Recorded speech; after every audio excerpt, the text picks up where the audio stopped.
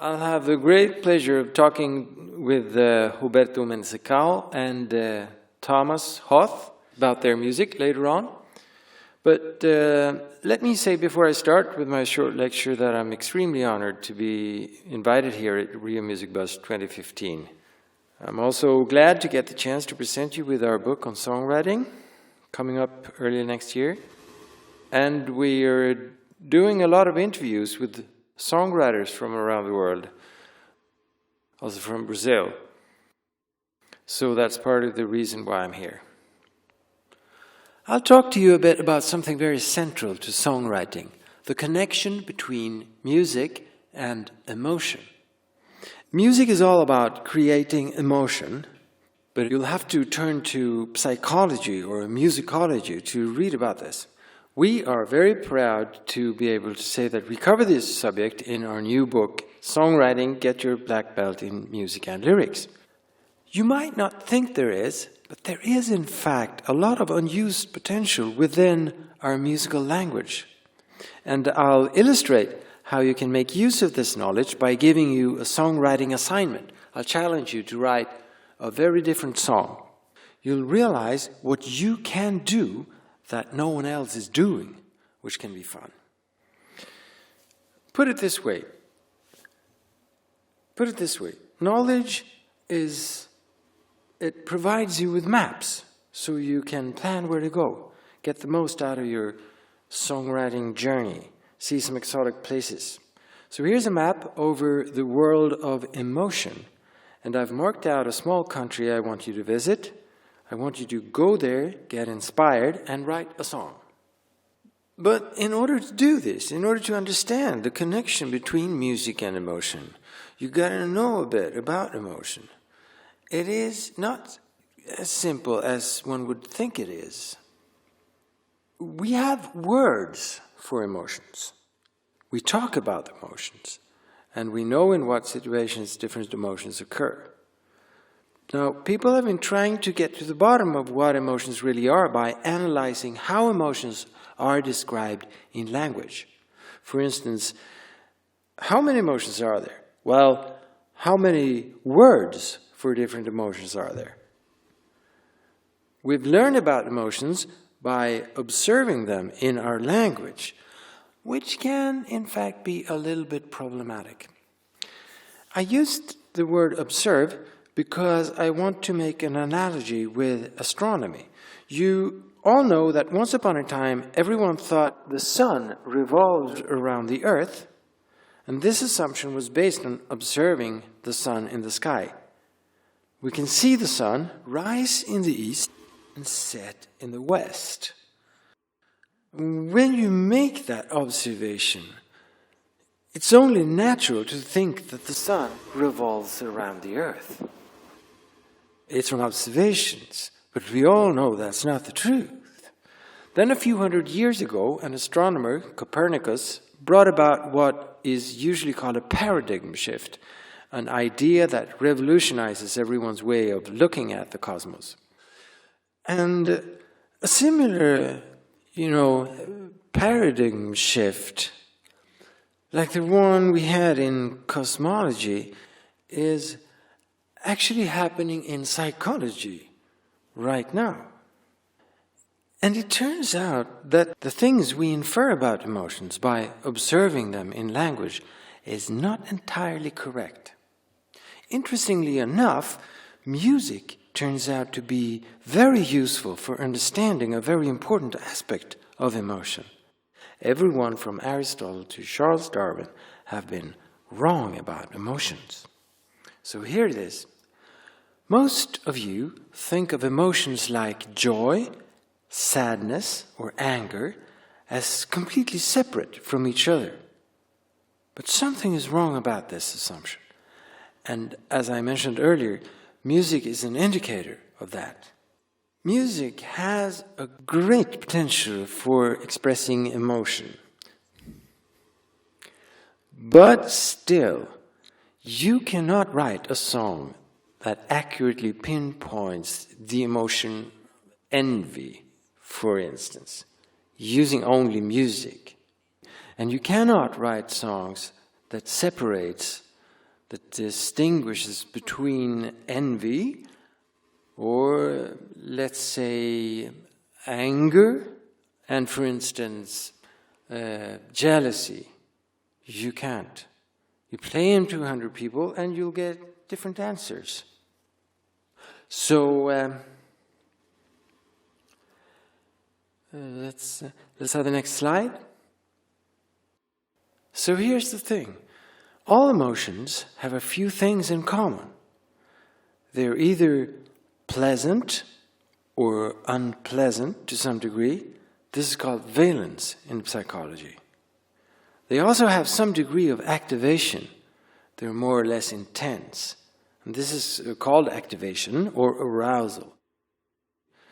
So here we get this space where we can place emotions. When you have a bunch of emotions like this, you can sort them. You can place them within the graph like this. And when you do, they tend to organize themselves in this circular pattern. And that's why this is called the affective circumplex. Valence and arousal are the basic properties of all emotions. Together, they're called core affect. Core affect. And this is what's going on in our brains and bodies when we get emotional. Core affect, at the core of any emotion. Then we also do a lot of thinking. We learn about reality and form what is called concepts. That's our way of making sense of everything. Many emotions can have similar core affect, but the reason why we got emotional might vary. You get angry when someone is treating you bad. You're envious when your neighbor has a new car but you're stuck with your old Volkswagen from '82. These two emotions can have the exact same core affect, but we will still separate between them because of the differences in the context. It's a clever way of making meaning to everything we experience, this forming of concepts. Anger and envy are different concepts, although two instances of these emotions could have the exact same core affect. And here's when it starts getting interesting for us songwriters. Music doesn't deal with thought. That's why music doesn't bother with separating between anger and envy. Music expresses core affect, period. If we disassemble music and have a look at the parts, this gets even more obvious. There are lots of musical features, like rhythm, timing, tempo, melodies, what have you. But they can all be sorted into three categories. Quality of sound, which I'll talk about some other time, and then you have the temporal aspects and the pitch-related aspects. Everything that's on the timeline is called a temporal feature. Tempo, rhythm, timing, all these factors are temporal. And they are universal, because they are the kind of musical features that relates to us having bodies. And we're all alike around the world. So this aspect of music is universal, and it deals, interestingly enough, only with the activation factor. Then we have the musical features involving pitch. This is the language in music. The language-like trait, I should say. Maybe you've heard that music is a language that everyone can understand. That's not really true. When you listen to music from a foreign musical culture, you'll be able to get if the music is activating or not. As I said before, that's governed by the temporal features, and they are universal. But the pitch aspect of the music might be very hard to get, because how pitch is used can be very different from culture to culture. This gets obvious if you compare Western music with, for instance, traditional music from Indonesia. And now, remember this. What kind of valence a piece of music creates is decided by musical features involving pitch. So, temporal features, activation. Pitch features, valence. How does it work? How can pitch make us experience differently valenced emotions? And the answer to that is, again, language. It works just like language. Language is words. Words are put together by speech sounds, pretty random, different in every language. Cadeira in Portuguese, chair, completely different sounds in English, and stool in Swedish. And so these are abstract combinations of sounds made to represent something. For instance, a chair. And music does the same thing, but instead of using different sounds, it uses combinations of pitches. We have those combinations in scales, melodies, chords, etc. In a scale, every scale degree has an emotional charge, every one of them. If you're doing Western music, you'll likely be basing your songs on the major or the minor scale, and we'll talk about the blues scale some other time. But, you know, the major and the minor scale are, in fact, just two in a system of 7 scales called the Diatonic scales. And let's listen to... Here, let's have a listen to the major scale.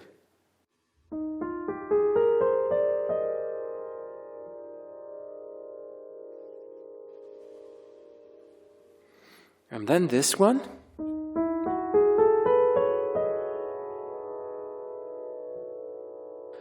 Do do do do do do do do. That's the Locrian scale, and it's not used very often. Have any of you written a tune in Locrian? No one? Okay, when the Locrian scale is occasionally used, there's always something like this going on.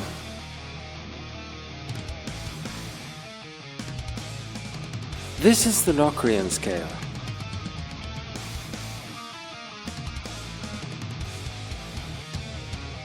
And whenever the Locrian scale is used in music, it tends to be in the upper part of the emotional circumflex with a lot of energy, fast tempo, heavy drumming and stuff like that. As you can see from the symbols I've put in connection with the scale degrees here, the major scale creates a lot of positive valence, those happy sun-like smileys. Within the system of the diatonic scales, this one, the major scale, has the most potential for creating music with a happy feel. The Locrian scale, on the other hand, is the most negatively valenced scale. And then you have all the other scales in between. Now, here's the assignment I was talking about. My suggestion, if you want to try something new. You'll pay a visit to this little country here in the world map of emotions. Make something extremely negatively valenced, but with low activation. Something very calm. Use the Locrian scale. And I'm almost done now, but let me just say that some of you will have heard that you can't use the Locrian scale for basing music on. But that's only true if you feel you absolutely must stick with playing your regular chord sequences. So don't do that. And I don't want to make this too complicated now, but let me just end with some history to prove my point.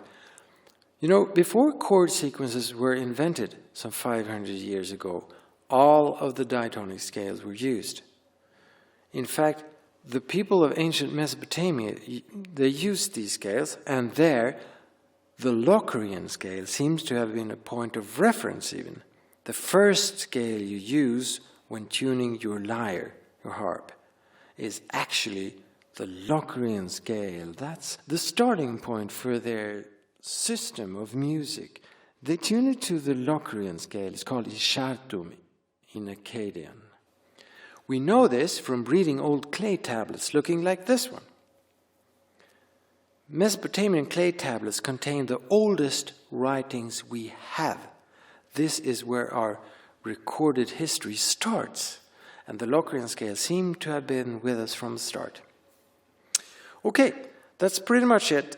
And now, don't forget to try something extremely different. Write your first Locrian lullaby or ballad. Write a very soft tune based on the Locrian scale. You might need some more guidance than I have given you right now, and then you can have a look in our book, Songwriting, Get Your Black Belt in Music and Lyrics. So I challenge you to this. Write the song, and if you want, send it to the publisher, info@iphigeniapublishing.com, and we'll give you some feedback. Thank you very much for having me.